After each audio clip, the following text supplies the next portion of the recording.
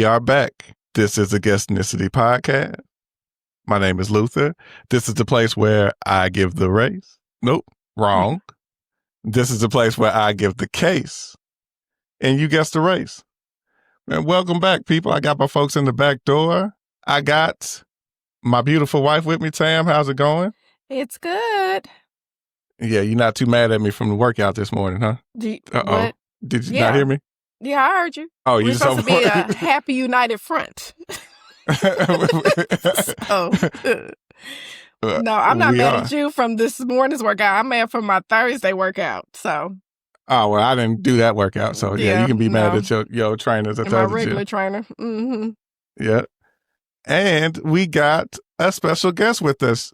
We recorded a bonus episode with her last week, but this is going to be the first time that the whole freaking world gets to see her. And when we recorded last week, she was like, I'm so excited. It's something off my bucket list. Mm-hmm. I want to record a podcast with somebody. Well, if you want to record a podcast, we got to get you out there for real. So I have Tam's sister and my little sister, too, Bree. Bree, how's it going? Somebody said it's Tam times 2. Yep. Wait a minute now. Listen, I don't feel like we look alike. No. We got old different daddies. Right. Well, that is true. Yes, and we don't. But y'all got the same mama. We do. And one of you got long hair, one of you got short hair. That's about the same. And y'all do kind of sound the same, like they are saying in the back. So shades darker than Tam and about 4 inches. Now, bitch, don't go that far. You ain't no darker than me. Don't play that. You got on that hat. Don't do that, girl. Because I am a dark skinned nigga. Do not play with me. Do not be disrespectful. Now you're going too far. I'm just saying. The Nile is not just a river. I'm just saying. Okay. That's funny. So, Bree, I guess tell the folks a little bit about yourself. Let them know what you do and everything else. I know you're one of my TV show partners too. We kind of watch some of the same shows, some of them. But yeah, Go ahead. Well, I mean, I'm Bree. I live in Northwest Arkansas. I live here for work. I went here to University of Arkansas to get my master's, and I've been stuck here ever since. Since I live on the farm, like Luther said, I watch a lot of TV. I watch a lot of YouTube. I listen to a lot of music. I bake. And I come to Dallas and visit y'all a lot. Yeah. You do. She is a baking extraordinaire. Not I'm about to say, that's the big thing. Yeah, like the baking. Yeah. The next Martha Stewart. Mm-hmm. We'll see. The Black Martha Stewart. Yeah. That's what you're about to be. We'll see. Shit, please. But yes, this is on my 40 before 40, so I can cross it off. Oh, man. So you are under 40 still. Very far under 40. Okay, girl. Not even close, honey. Early 30s. Okay. Hey, whatever. That's cool. Like I said, you be my little sister. I'm the baby of my family, so you my little sister. So that's cool, and we get along. We share a few things in common. Oh, I You're know. My Scorpio brother. Yes. Y'all act like the true babies of the family.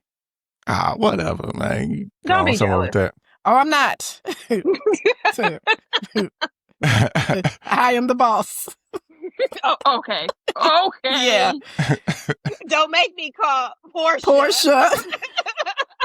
Don't make me call Christian. He grew up in a different house, don't he? Yeah. I'm about to say, I don't know Portia, but I know Christian. Yeah. But, sometimes when we record, I have themes, and today I have a theme, and sometimes I don't, and today I do have a theme. But first, we'll talk about the theme, and then remind me, Tam, if I forget to go over the rules again with her, since this is her first time. But okay. First, we all grew up in the church. Like, we all went to church pretty heavy as kids, right? When we were younger. To the point where when I went to the astrologer, she looked at my birth chart and she said, "Did you experience religious trauma?" And I'm like, "Yes, girl." we grew up in the church so hard that now we go to astrologers for our spiritual guidance. Yeah. Yes. Mm-hmm. Yeah. So, Erica in the back door says they heard about my church experience. I've talked about my he was a terrible in church kid. He was a terrible. Yeah. We were almost like borderline PKs, but they weren't actual preachers. That's how much we were in the church. Well, my old man, like one of the head deacons at the church. Right. And our dad was the music, like the minister of music or the head musician or whatever his title was. So we were there for everything. I remember he sent me to Christian school, damn it. So he did. Yeah, because I was so fucked up. He was like, let me put you in private school. He was trying to indoctrinate me. Correct. Yeah. But that didn't work because what did you say when you said you went to church? So that when I was 6. Rest in peace, Aunt Deborah. I told her it made my skin burn. Yes.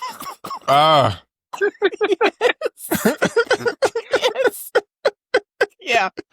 You like Damien.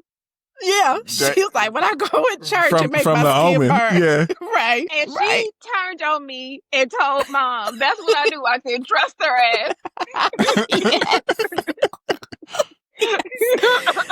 Oh, yes. Yeah. When we found that out, it was like a whole conversation. Like, she okay? So let me ask you this, because I didn't go to church with you guys. But at your church, was the pastor like held to like a real high stature?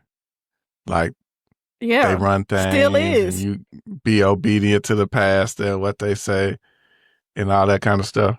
Yeah. Why do you think the pastor has such a, why do people hold the pastor so high, in such high regard, and not just like a regular person? I think because they think that like God called them to preach. Or they were chosen by God. So that's a special position to hold. Okay.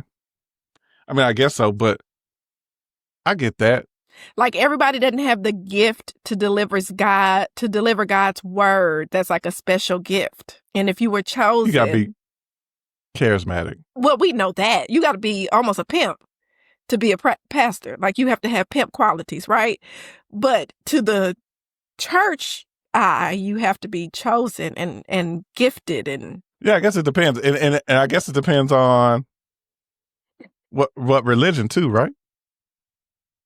And what denomination? Because I know in certain churches you have to, like, you get like a college degree in theology. Yeah, but I don't know, Bree, if you remember, like, we've been a couple of different religions based on what kind of church my dad played for. That's the religion we were at that time. So we've been everything from like Baptist to non-denomination to Kojic to apostolic.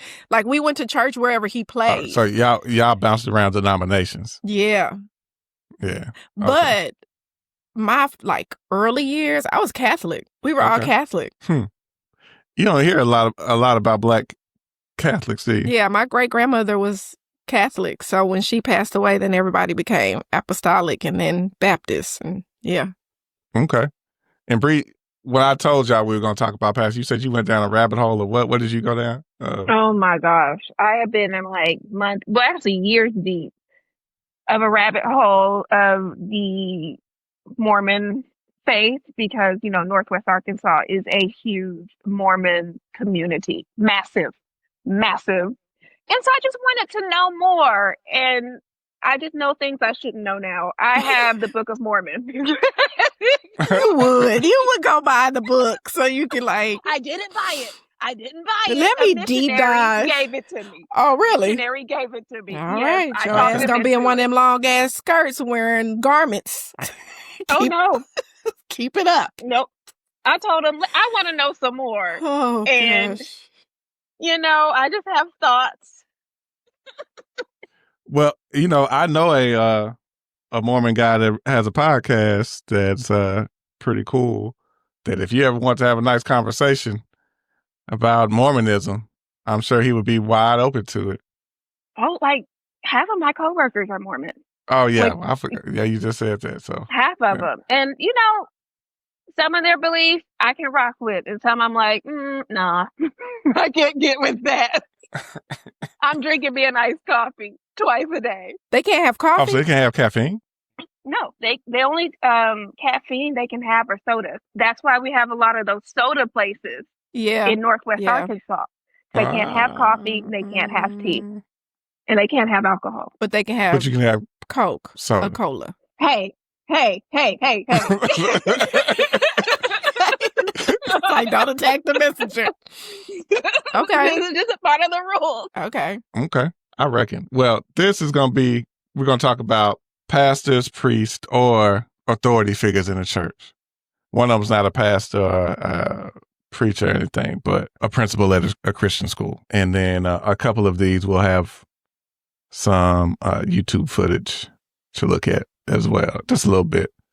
Not much. Y'all ready to jump into the first one? Yeah. Don't forget the rules. Oh, there you go. Thanks, Bree. Thanks. Yeah, because it's your first time. Mm-hmm. So it's really not a whole lot of rules. I'm going to start giving the case.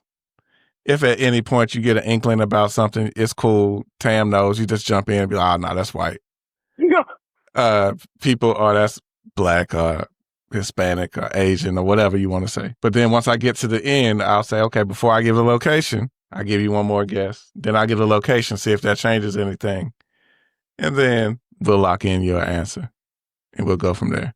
And then you'll be entered on the scoreboard at a certain point when Molly listens to the episodes and updates the scoreboard for us. All right. You got it? It's real simple. Yes, I got it. All right. So I normally don't get a location, but for whatever reason, as I'm reading my script, I gave it in this case, right from the jump. So in a quiet Texas community, a priest built a reputation for being charismatic, spiritual, and depending on who you ask, dangerously persuasive. He wasn't new to the ministry. In fact, he served for decades. He'd been overseas and then eventually ended up in Texas and Louisiana at different times. People listened when he spoke. Women confided in him. And some, according to prosecutors, became trapped in relationships they didn't feel they could escape.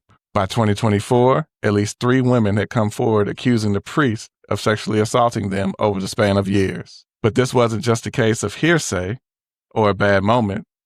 This was about systematic abuse of trust and power. According to court documents and witness statements, one woman alleged she was coerced into... I got you. White. Into, you say white? Yes. I don't know. White. I don't know. Spicy Okay. white. White adjacent. Okay. So maybe. One woman alleged she was coerced into sexual activity repeatedly under spiritual pressure. I don't get that, though.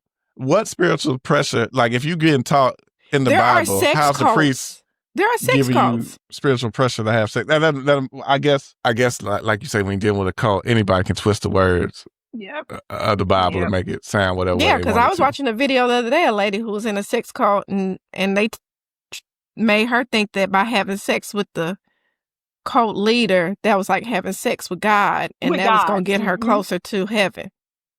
Yep, like Warren Jeffs. That's what he did. Yeah. Because the Bible talks all about God want to come down and have sex with humans. Yeah. Correct. Yeah, that's the Bible's riddled with that, huh? Another woman said she was impregnated by the priest. Oh. And a DNA test later confirmed he was the father with 99.99% certainty. A third described feeling spiritually manipulated, told she needed to comply for her marriage and soul to be safe. Yeah, that's white. But that's not all. Oh, gosh. Investigators digging into the case reportedly discovered explicit photos of minors in his iCloud account. Yep, child abuse imagery at that. Not just child sex stuff, but child abuse stuff too. And when authorities arrested him, he wasn't even in Texas where he was supposed to be. He was in Florida, allegedly preparing to flee. Okay, I'm going with Latino. Going Latino? Okay. Latinx to be PC. Latinx, okay. Prosecution fought to keep him in jail with a $5.5 million bond. Oh, okay. Wait a minute. How much bond? $5.5 million, saying he was a serious flight risk. Because remember, he was trying to flee. Yeah. He got money. Wait a minute. His defense team argued that he was being unfairly targeted and his passport was expired, so he couldn't leave the country if he wanted to. I mean, he could. But the judge wasn't buying it. So here are his charges. He faced multiple first and second degree felony sexual assault charges, along with possession of child pornography and potentially life in prison if convicted. So who do you think this priest is? White. We know it happened in Texas. So what race are we thinking? Tam, you're saying white? Yep. Me and Liz, white. I'm going to say Latinx/Hispanic. Okay. Yep. Erica's saying Hispanic in the back door. But see, Liz that is saying white. $5.5 million bond gives brown person. that's the only thing. Like, and flight risk. But flight risk can mean from Florida, got people or you got money. You ain't got to go that high for us to be like to hold. Say you hit 1 million. We typically shit 500,000. Listen, yeah, well, Big Mama can't afford that. We is not putting our house up to get your ass out of jail. Can't do that. She still got payments on that house. Okay, from 40 years ago. No. You know, they kids still living up in their house. Correct. Grandkids. We'll get no bond. No bond. Yeah, I'm gonna say white. I'm gonna say Latinx, Hispanic. All right, this is former father, Anthony Odong. Like African. That's a whole nother. Wait. Nigerian. Man. Nigerian. And they said he was trying to flee back to Nigeria where he was in the process of building a luxury house. Why you didn't say where he was? Well, I guess if you told us where he was trying to go. Yeah. Because no regular person would be fleeing to Nigeria, I would think. Okay. Leave it to a fucking Nigerian. Boy, y'all having a bad week. Y'all having a bad week. What other Nigerian out there? Wendy. Oh, Wendy And from Housewives. From Housewives. That's y'all show. Yeah. Oh, wow. I guess I never think of people of color unless they're Catholic being referred to as a priest or father. And he's Roman Catholic. He's a Roman Catholic. Yeah, that's priest. what I mean. But I never think of that. Like, correct. So that's what kind of threw me off. When you said that's why I chose father him. or priest, I was like, oh, white. Or like what threw me off was Texas. Yeah. Texas and Florida. Yeah. I'm like, okay. Mm-hmm. Texas, Louisiana priest. Right. I'm in like, the South. Yeah. That's a spicy white. Yeah, it's not spicy white. Yeah. If you can move about in those spaces. Yeah. But that seems about good. Yeah. Mm-hmm. You know what that reminded me of? Remember that church up the hill that we grew up in where that man drove his car in the church? That's what that just reminded me of. Mm-hmm. He drove his car in the church? Yeah, and killed the pastor and himself. Mm-hmm. Yeah, because drove he killed him by hand. Like he crashed his car. He beat him to death. Yes. Because he found out that the pastor was sleeping with his wife. But calling it marriage counseling. Yeah. Yes. And he was telling like marriage counseling, huh? The reason why he called it marriage counseling is because they were complaining that she had no desire to have sex with her husband. So he said he was trying to bring her desire back. And when the husband found out about it, he drove his car into the church because the doors were locked, climbed through the door and beat him to death and then killed himself. Yeah, he died. Wow. Then he died. That's crazy. Yeah, I remember hearing that. I was like, damn. Okay. Damn, that's crazy. Yeah, it was like you know how mad you gotta be to beat somebody to death by hand? No weapons. Mad you gotta be to drive your car in a brick building? I've been into that church. That church was a fort. Yes, that's what I'm saying. Like, so after the collision, you still had the wherewithal. You didn't have no concussion. You didn't have whiplash or nothing. The hill was so steep. You had to trust that thing up there. Oh, so it was at the top, like at the top of the hill Yes, for real. like, yeah, A I had to big take hill. you one time because, yeah, Yeah. they closed the church for a little while, rebuilt the church and opened it up. Like, nothing happened. Somebody took over. Yeah, that's a real crash out right there. Literal crash out. Yeah, Yeah. And Literal. they were skin folk. yeah, they was us. They were skin folk. That sounds about right. That was like, when I found out, I was like, he didn't have no weapon. They were like, no, by No. hand. Didn't need No. one. You know how mad you gotta be? Man, like, Woo. yeah, wow. All Like- right. You know, I'm gonna Google. Don't worry, I'll find out. I'll find out what happened to her. Y'all ready for the next one? Yes. Yes. All right. So this one started with a man claiming to be a modern day apostle. Not just a Right. pastor, not just a prophet, a general in what he called the end time army. The who? End time army. Okay. White man from the Caucasus Mountains. Entire army.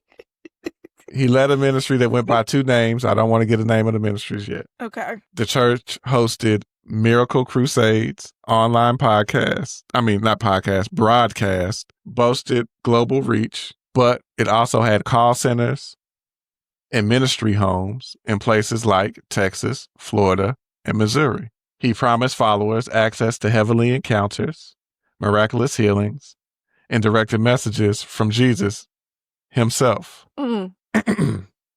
But behind the sermons were darker allegations.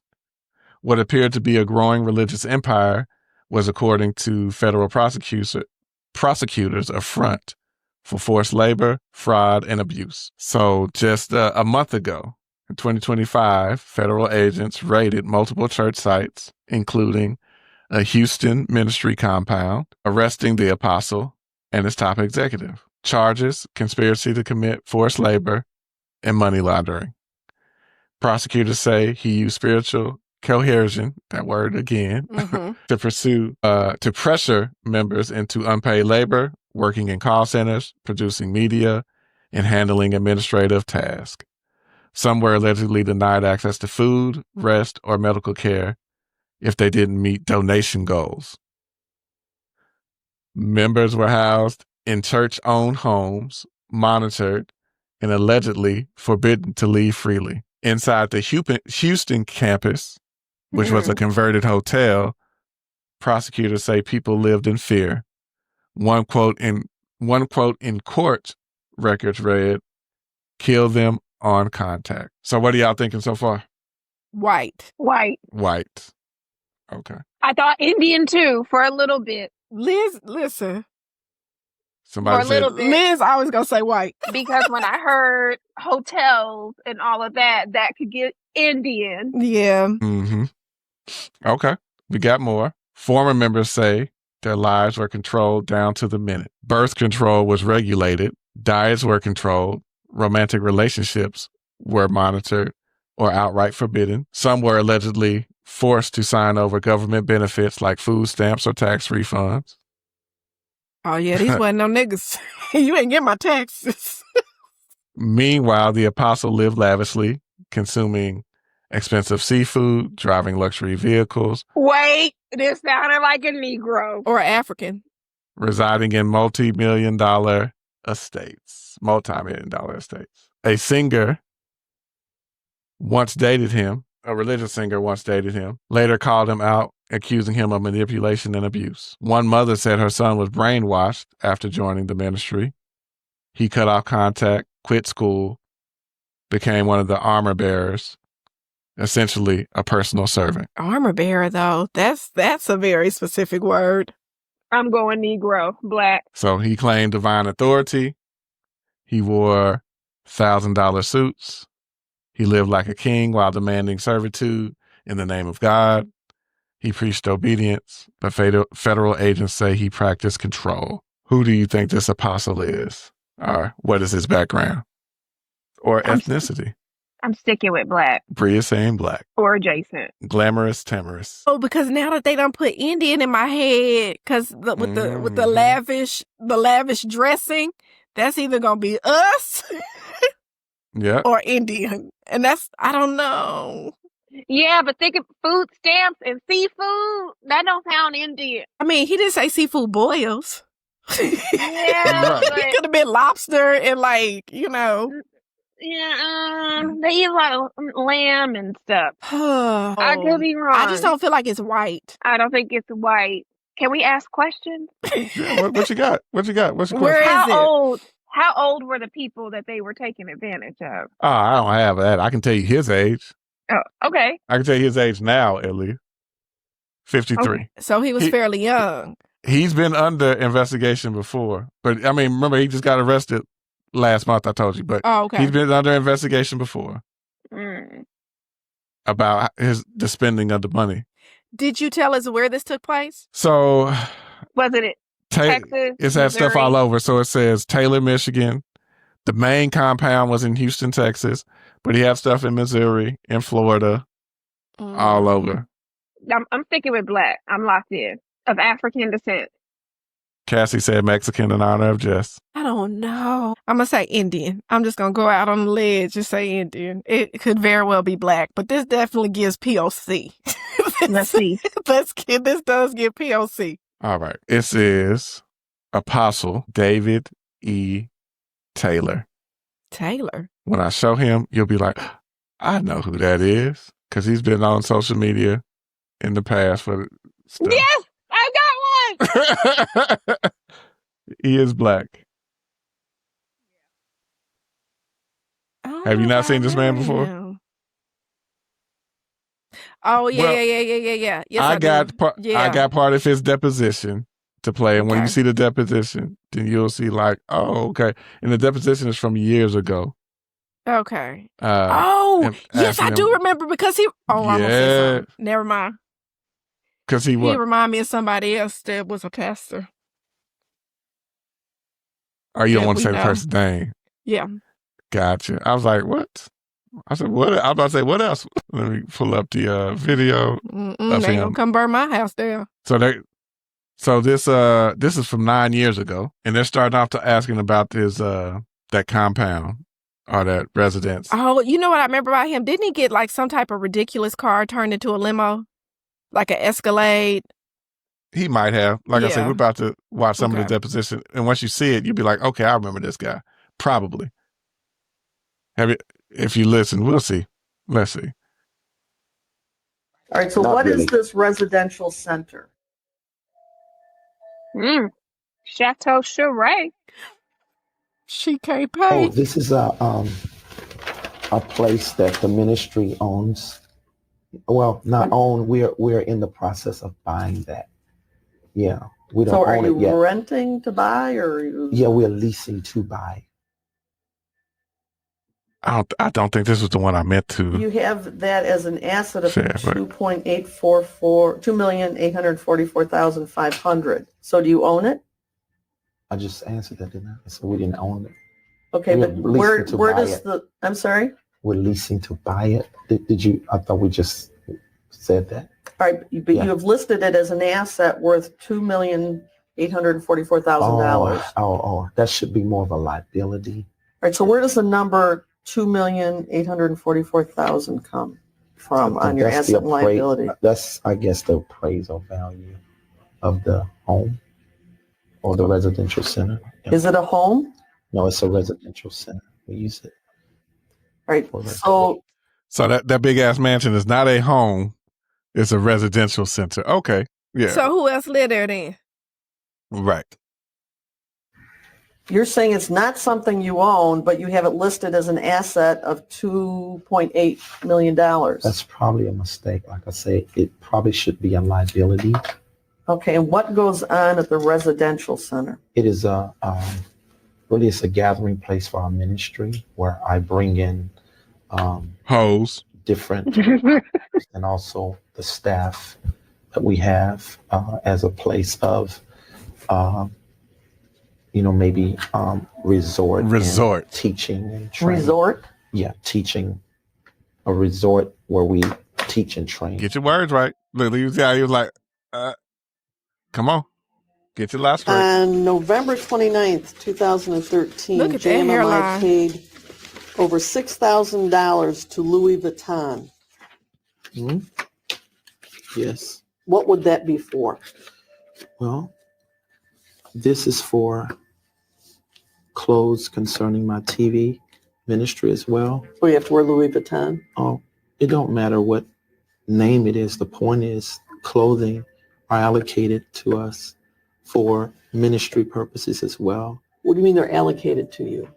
You know, in a media ministry. In a what? Media ministry. Yeah. Okay, or on the road when I'm always traveling and using my clothes, I'm sweating through them. So I'm needing new clothes also for television ministry through the years. So And so you use ministry money to buy your wardrobe. outfit. Your It's allocated more towards ministry apparel. Louis Does that go into Vuitton. what your income is? I'm sorry. I don't Do you understand. show that in your income that you got Louis Vuitton clothing? No, that's not. That That doesn't show. because it don't go there. It don't go there. I don't know what that Yeah. means. But we can see he's a Line. shady individual. Jank- Please. Jank And this is- leg. Like I said, that's a deposition from 9 years ago. I remember this came out. Yep. Because he tried to make it seem like the reason why he had all these vehicles is to transport other ministers and Yeah, he was doing the most with this stuff.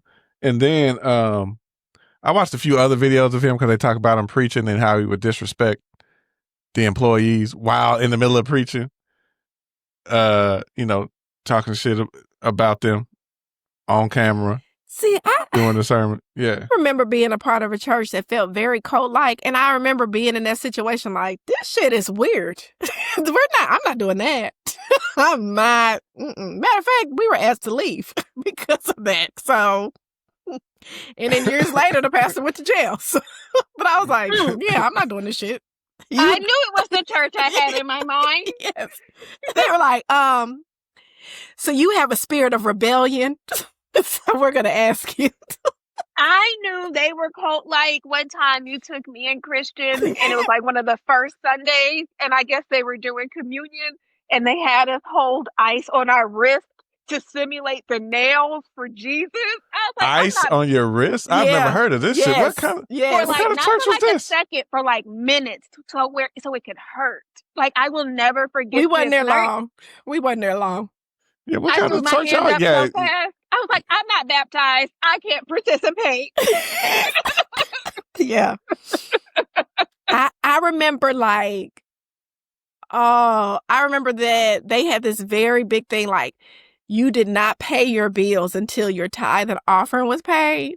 And I remember like so many people were getting evicted going to that. And they would be like, well, I paid my tithe. Can y'all help me? And they'd be like, you just got to trust God. Like, I remember that. I remember being told as a new, very, very, very young wife that a wife could never tell her husband no. And I was like, you don't know who my mama is.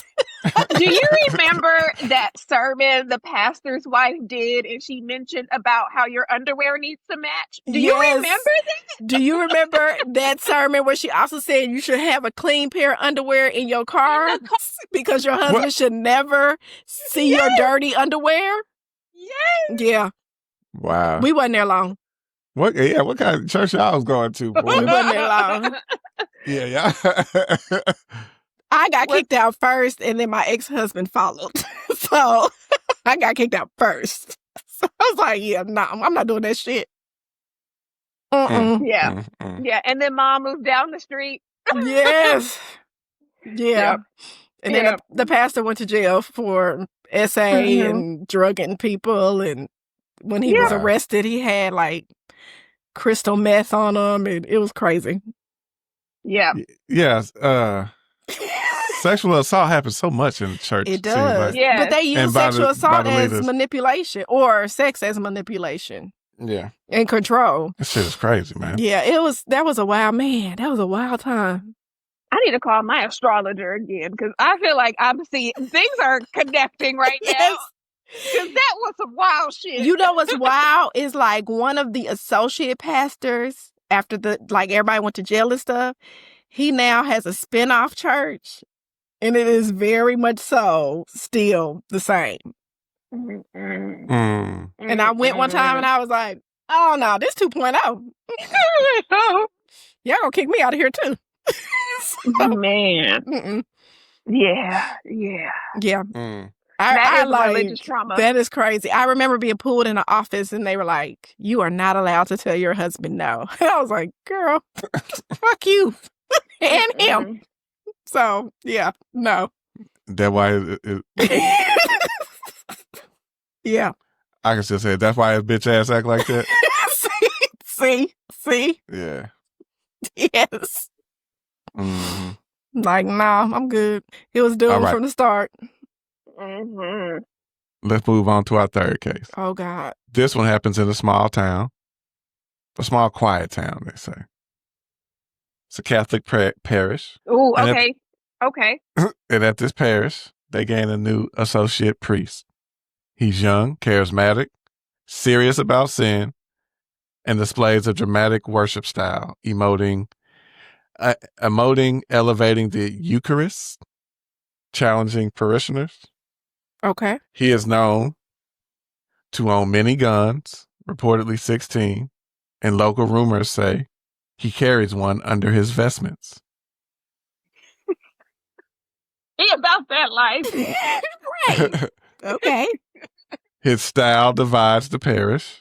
Some call him inspiring, others call him alarming and intense. Nearby, a funeral director and one of our victims is a prominent local, socially engaged and linked to the church. The priest and the director have disputes, or at least tensions, over the direction of the church, property, and influence. On February 5th of 2002, two men, the funeral director and a younger intern, are found murdered inside the funeral home. Mm. The director is shot at his desk, point blank, Mm. and the intern was shot either entering the room to investigate or trying to flee the scene. Okay. No theft, no known motive. It appears targeted and efficient. The community is stunned, with no clear suspects, and the case lingers cold for years. Over time, rumors swirl. The priest has a secret life. Sexual misconduct allegations begin to surface. One young man comes forward stating that between 2000 and 2001, he was given alcohol, spent weekends with the priest, and alleged sexual assaults while drunk. Church insiders whispered that the priest transfers between parishes and may have been attempts to relocate him away from accumulating concern. As investigators dig, they note that the priest seemed to know intimate crime scene details, such as how many bullets were fired, where the bodies lay, and things that had not been publicly released. What y'all feeling? White. Mexican. White and Mexican so far? Mm-hmm. Okay. In November and December of 2004, police questioned the priest twice in a short span. They searched his rectory and seized his computer. Not long after, December 19th of 2004, the priest dies, hanging himself from a fire escape of the church rectory. In a note to family, he denies the murders. "I never killed anyone." But he also writes of his own flaws. Ego, pride, lust, envy have all held me back, he said. So, because the priest is dead, no criminal trial is possible. Still, the victim's families push for a John Doe hearing. Have you heard of that? Mm-mm. Okay. So it's a procedural device allowing presentation of evidence posthumously. So October 2005, 15 witnesses testify. A judge reviews forensic, circumstantial, and testimonial elements. The judge concludes that probable cause exists that the priest committed both murders. On a scale of 1 to 10, the judge rates the evidence a 10. Among the testimony, a deacon claims the priest confessed, saying, "I've done it, and they're going to catch me." Another witness places the car a car matching the priest near the funeral home at the time of the murders. Investigators assert that the priest knew non-public details of the killing. And then earlier sexual misconduct accusations appears linked. The funeral director may have confronted the priest about the sexual abuses and allegations, and the murders followed soon after. Before I give you the location, what are we still thinking? White. White? Yep. Sam? Mexican. One time for Jess. You gonna roll for Jess too? Mm-hmm. Erica saying white in the back. Mateo saying white. Okay. Cassie said, hell yeah, Tam. All right. The man in this story is Father. Oh, wait, where? Oh, my bad. My bad. Oh, whew. Free on it. Look, she be I like to play by the rules. Hudson, Wisconsin. White. Yeah, white. that's probably white. That's probably white. Yeah. So we're locking in with white. Huh? Yeah, I'm going to say white. Hudson. I don't even know where that is. Oh, it's past Racine. Oh, all right. Father Ryan Gene Erickson. He is white. Yeah. When you said Wisconsin, Hudson at that, I was like, oh, yeah, that's white. But there he is in the middle. And there are his two victims. Wow. Funeral director Dan O'Connell and his intern James And Ellison. they look like they from Hudson, Wisconsin, too. All Wow. of them. As a person who spent some years living in Milwaukee, Wisconsin, yeah, they were definitely. You think so? Yeah. Cheeseheads? Oh, yeah. Yeah. Got it. All right. Oh, poor James. I got one more case for you. Okay. I got two. Yes. You got two. You're doing good. All right. This one happened last year, May of 2024. A disturbing video surfaced inside of a Christian academy. It showed the principal restraining a young student, but not in a way you'd expect from a teacher breaking up a fight or anything. Over the course of more than 40 minutes, the student was reportedly blocked from leaving a classroom, put in a chokehold, sat on, had their ankle twisted, slapped, and struck with a charging cable. The child is under 13. When questioned, the principal told deputies that he wasn't abusing the child at all. He claimed he was trying to stop the student from harming themselves, but prosecutors disagreed. He was arrested on charges of aggravated child abuse, false imprisonment, and he quickly lost his job at the school. Yeah. Another bombshell. While preparing the case, authorities uncovered a second and even more explosive allegation. Back in 2012 through 2014, when the principal was in his early 20s, a victim under the age of 12 came forward with claims of sexual molestation. Mm-mm. Detectives secured a warrant, and he was arrested again in early 2025, this time while appearing in court for the abuse case. So the reason I brought this case is I don't have a whole lot of information on it, but I do have YouTube video that I find interesting. But before I talk about that a little bit more, what are you thinking right now? So this was the principal at a Christian academy. Mm-hmm. Where was it? We're not there yet. Oh. Yeah. I'll let you So know, but- he restrained this kid by sitting on him, twisting their ankle, and hitting them with a charging cable. Yes. And put him in a chokehold. That's wild. Yep. And you can't put your finger on Can it? you tell us the race of the kid? No. Oh. Come on now. Damn it. I need a location. I'm I'm going to say black. So the reason I brought it, I wanted to see it. So when police were called, right? And when they showed up, they ended up speaking to some women that worked at the church.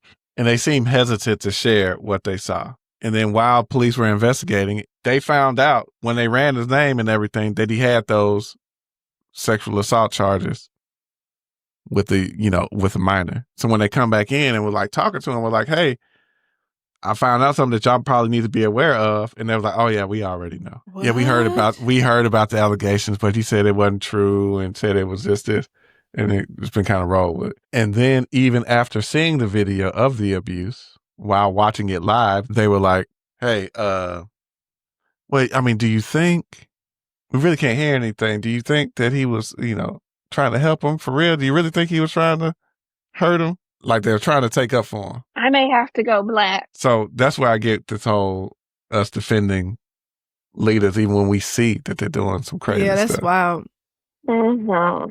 But I just think some people can just be easily manipulated. Like there are more people than we know that can be easily manipulated. So here, this is where my mind goes. Because of our own church trauma, I know that we will defend pastors even if we see it for ourselves, like the Black community would. So that makes me want to say Black. That's why I'm saying Black. Yeah, that's the part for me where like you saw the video of him. Also, I'm not saying that other communities don't believe in like corporal punishment, but I feel like it's blatantly obvious that corporal punishment runs in the Black and brown community. So okay, that's why I want to say Black for that reason. All right. So what I'll do, I will start the video. We'll start with body cam footage going into it. But once you see the workers and everybody inside, you'll pretty much know. Wait, can we know where it is? Ocala, Florida. Ooh. Well, that may be white or Hispanic. Mateo said that's where he is. And he said fucking white. Yeah, that may be white. He said fucking white. Okay. Liz says she's thinking white too.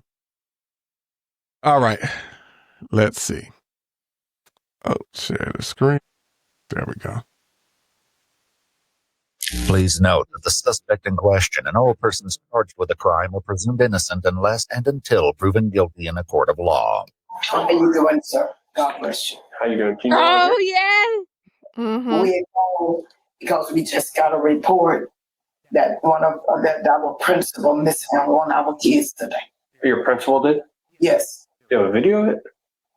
Yes. Yes, then we have a video of it.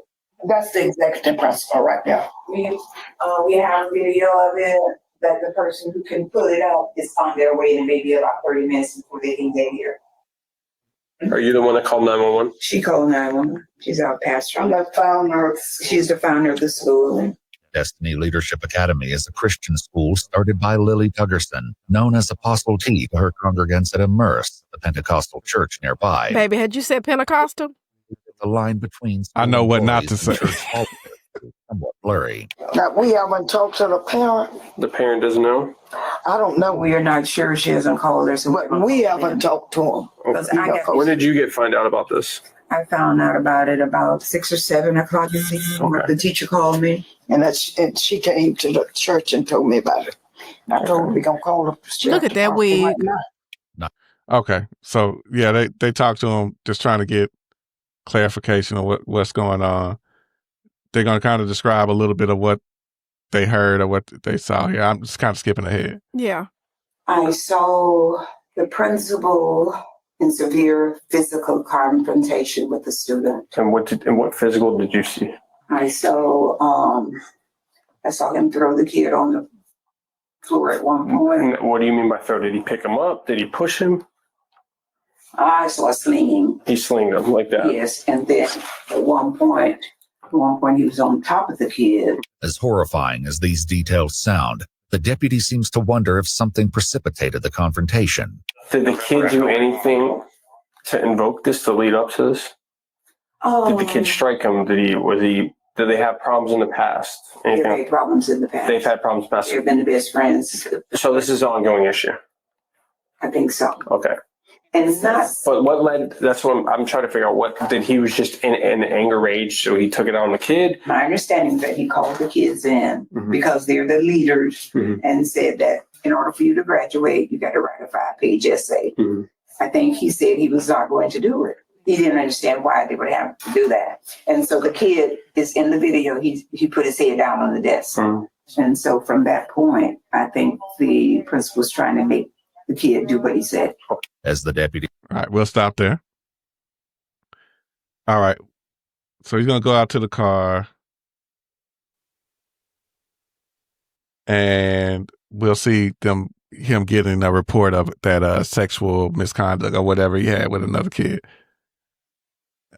in the past. Let's see. Returns a shocking result. Can you imagine he's a suspect? Another case? He just got arrested last year. For what? Battery? He got arrested on a warrant last year. He got arrested on a warrant and he's principal. Private school. He got arrested for a probation violation, felony, 1 count, attempt to commit interfering with child custody. As stunning as this revelation is, the deputy soon realizes that he hasn't seen the worst of it. Lewd and lascivious molestation. You're joking. Swear. 10-15? Yeah. I bet they don't know that. I can't wait to tell them. As eager as the police are to share these details with the school's administrators, the reaction they get is nearly as surprising as the news itself. Question. Do you guys do screening before you do a hiring process? We do. Yes, we do. You do? Yes. Well, I just looked up Dante and... Yes, I know. You know that. Do you know of the serious charges that he has against him?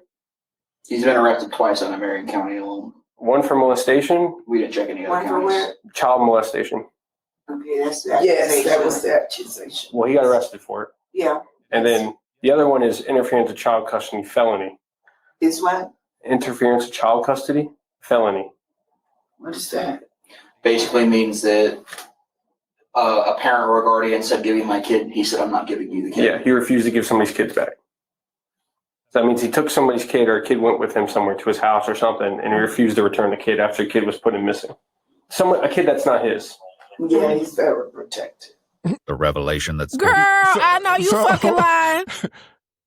See, that were my kids. So Ain't going nowhere. what kind of response is that? A churchy one? Yeah. Mm-hmm. Those are accusations. Mm-hmm. Yeah. No, he was arrested. Oh, child. See. So they end up calling the mother. Yeah, why didn't they call the mom? The school should have called the mom. She should be there when the police get there. Mm-hmm. So the police end up calling the mom. The kid's already asleep. They want her to wake the kid up and have him come down so they can talk to him about what happened. The mother did say that they went to I guess the child was sick. They had a virtual appointment over the phone with the doctor or something. And the doctor asked if they had any questions. He said, so what do you do if your body hurts all over? And so mom was kind of curious, trying to figure out what was going on with that, but she wasn't sure. So she didn't know. But eventually, the lady who had access to the video shows up. But, at one point, while they're doing the investigation, one of the women try to call Dante. That's his name. Dante Prophet is the gentleman's name. Prophet, really? Yeah. I'm trying to see. That's the child's mom. All right. Did you call Donnie Prophet? Yes, I did. Why? Why I called him? Yeah, why'd you call? Did you talk to him on the phone? No. Don't call him back. Don't call him. If he calls you back, don't tell him we're here. Don't tell him he's under investigation. Don't ask him about what happened. Do not call him, please. These are very serious charges. Yeah, we want to get our ducks in a row before we talk to him, before he has time to put a story together in his head about what happened. Or you in that fucking wig going to jail. Realizing that the school's other top official, Dr. Vi, has disappeared from view, the deputies track her down to make sure she's not also trying to reach out to Dante. She's not. They eventually found her. She wasn't. But she did say the other woman did. But Miss such and such did. Yeah. Hold up. Oh, that made me so mad. All right. I think this is the part where they start looking at the video. She's about to pull it up on. No, but you need to. Go on. Okay, the video begins with Dante sitting across from the boy, who has his head down on the desk. The principal gets up and walks over to the boy and begins prodding him, perhaps in an attempt to get his attention. But it isn't long before these antagonizing taunts spiral into something much more chaotic, and the situation soon escalates from chair wrestling into a full-fledged struggle for control. The child is clearly desperate to escape the principal's grasp, but Dante is equally determined to keep the boy under his power. In an almost unbelievable scene, Dante wrestles the boy to the floor and straddles him. But even after getting the boy under his control, Dante continues to behave in a way that alarms the deputy. Why is he petting him like that? Why is he what? Patting him like that? He's rubbing his lower back and head. Well, makes sense for his other charges. Chokehold. Broke out the chokehold. He's trying to give him a chokehold. You should probably watch this. Sorry. I said you probably should watch this. Yeah, we. See what kind of guy you got working around the kids. Remarkably, the altercation is interrupted several times over the course of the video. You have to see where he's on the surface being aggressive. The kid didn't have a chance. He's wrestling. Man. Or text me your notes with your info. Now, who's this kid? That's one of her kids. And where did she go in for? No idea. Mm-hmm. Did she say I anything? don't even know. He probably told her to go on. At one point, the boy sees an opportunity to escape that he can't pass up, leading to one of the video's most shocking moments. Look at that, look at that, look at that. Oh, there it is. He tried to leave and he just threw him on the ground. Back that up a moment. I mean, it's Back that up a moment. false imprisonment. But although the visuals from the video are hard to watch, they aren't compelling for everyone in the room. So you don't think he was playing with me? Bitch, are you stupid? See, no. So you don't think he was playing with her? What, girl? Let me do you like that, see if you feel like we playing. So that's what I don't get when people like try to defend these folks. He's in a Like- chokehold. How's that playing? Like, why? He threw the boy on the ground. He straddled the boy, holding him down. And the kid just had his head on the desk. The kid wasn't even like Being confrontational. combative. Yeah. He started all the shit. Mm-hmm. That's crazy. Play? Oh, no, ma'am. He's going to jail tonight. So they eventually get him on the phone. He They going try to jail or hell, one or the other. and he doesn't want to meet at first. And eventually he does. Let me see. You did nothing wrong. Okay. Okay. All right. The deputy doesn't have a beat on Dante's exact location, but he does have a phone number. Unfortunately, Dante is extremely reluctant to meet in person. Hey, where you at, buddy? We got to talk. We have to talk. Yes, sir. What do you have to talk about? Well, we could talk about that in person. No, let's just talk now. Do you have an incident with another child today at school? Like, what happened? No. That's what I'm asking, sir. I mean, I'm not trying to ask you pointing directed questions here. I mean, did you have an incident with a student today at Destiny? I did not. Okay. Well, where are you at now? So I got to talk to you, Bubba. No. You're going to have to contact my lawyer. Having failed to convince Dante to meet voluntarily, the cops head out to the address they have on file for him. How you doing? Is there a Dante Prophet here? He finally agrees to meet with the deputies at Immersed Church, only a few hundred yards away from Destiny Leadership Academy. The deputy begins by reading him his Miranda rights before Dante launches into his story, which starts with some unsettling comments supposedly made by the student, claims that are Dante's alone and haven't been independently verified. She wanted to hurt himself, hurt me, He's making statements. Yeah, and hurt me, hurt himself. Why would you say something like that? Hurt the school, because lately he's been kind of having some hard times. Okay. For him lately. What do you mean by hurt the school? Says occasionally crazy statements. So, Okay. and he have said that he want to shoot up the school, he want to blow up the school. I don't think he's going to actually do it. Okay, but those are statements he made to you today? Yeah, he said he was going to run out the room, and one time I had to grab him and stop him from running out of the gate into traffic. Okay. And that's what he said he was going to do. Were you trying to prevent him from running out? Oh, 100%. What did you do? How did you try to prevent him? I grabbed him with a force. Okay. He after that he did spit on me, but He spit on. Where did you spit on you at? in my face. Oh, okay. By grabbing, what do you mean you grabbed him? Me that I grabbed him. I tried Like to. you grabbed his arm, his leg, his hand.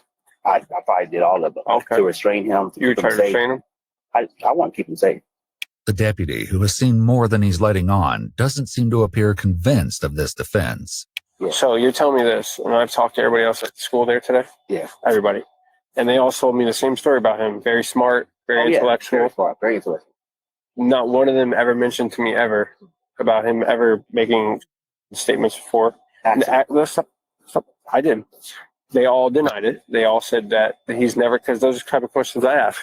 I say, hey, is he a misbehaved kid? Does he misbehave at all? In general. Does he cause problems? They said no. If Dante still feels that he may have a chance to talk his way out of this dilemma, the deputy soon closes the door on that possibility.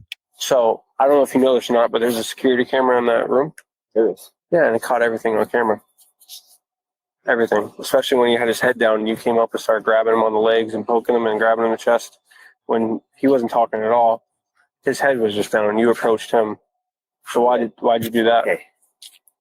At the time when I'm not hurting him. I'm trying to get his attention. He said he was going to hurt him. But you're touching him. I'm not hurting him at that time. But you're touching him. I want to get his attention. Okay, but are you allowed to touch somebody without their permission? Wait, I thought he asked for. I'm not hurting him. I don't think. No. What'd you say? I thought he requested that they speak to the attorney. Why is he speaking to them now? He did it first. I skipped forward. I jumped forward. Oh. And he eventually decided he was going to meet them because at the he church has an across ego from and he's a narcissist, so he think he can talk himself out of crime. Yeah, he kind of sounds like somebody we know. Tone wise. That said, there's only one last thing to do. Turn around from him. You under arrest, You're under arrest, buddy. So they got him. So we just watched that video, right? Looked at everything. Let's see, stop. Let me go back to my notes. And here are the legal outcomes. The false imprisonment charge dropped. The child abuse charge went to trial. And in July of this year, the jury found him not guilty. The molestation charge from earlier was dismissed for, they said it was just slight probable cause. There wasn't enough evidence so every charge against him ended up, he didn't get found guilty. He have a fucking limp. Wow. Yeah. Couldn't be so mine. He got off on everything. Wow. Crazy. And that's why they continue to commit. Well, and guys, I bet you he'll be in education again. Somewhere else. Yeah. And another Christian school started I'm about by to say, somebody else in the bad he'll find wig. another church to. Yeah. He'll find another church to take him in somewhere. Yeah. Who will look past the false allegations. Yeah, that was were the placed devil against working him. in your life, and God will renew you. You know. You're right, Erica. He won't escape paying the debt in the end, though. No. Yeah, you are correct. He would have to pay a little debt with me, though. Yeah, the parents for sure. Yeah. Ain't no way. Yeah, I would see that on video. Yep. See that on video? You have my baby in the headlock. You get ready to get one too. I'm doing the same shit to you. Yeah, you about to. The exact same shit. Man. Times 10. Shoot. Yep. Times 10. But hey, that's the last case we got, guys. That's the last one. So with that being said, Bree, thanks for joining today.